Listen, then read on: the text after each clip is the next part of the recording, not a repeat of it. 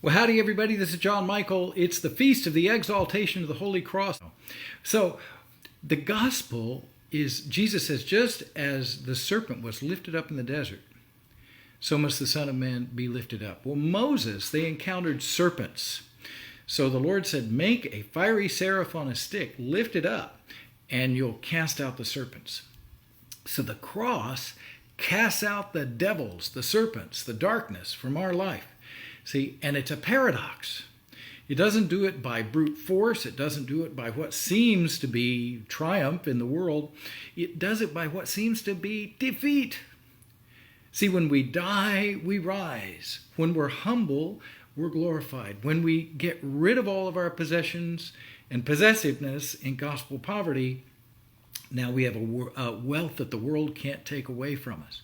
It is a paradox. The cross is the paradox of paradoxes. All the great mystics of any great religion of the world all say that you find your way to mystical breakthrough through paradox. You rise through dying. You're wealthy through poverty. You're free through obedience, and so on. You proclaim when you're silent.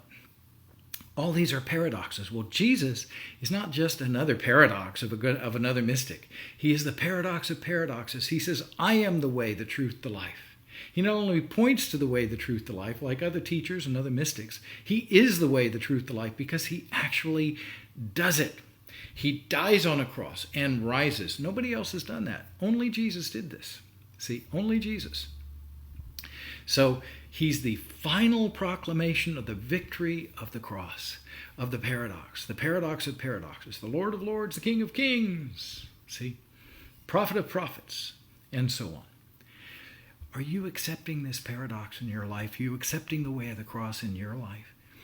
Are you willing to die to your ego, your pride, your old self, your need to get your opinions known and to have control and all that? Are you letting go of those things? If you let go of those things and let God have his way, you will have victory like you've never known. All the serpents of your life, all the demons, all the vices, all of the bad thoughts will be cast out.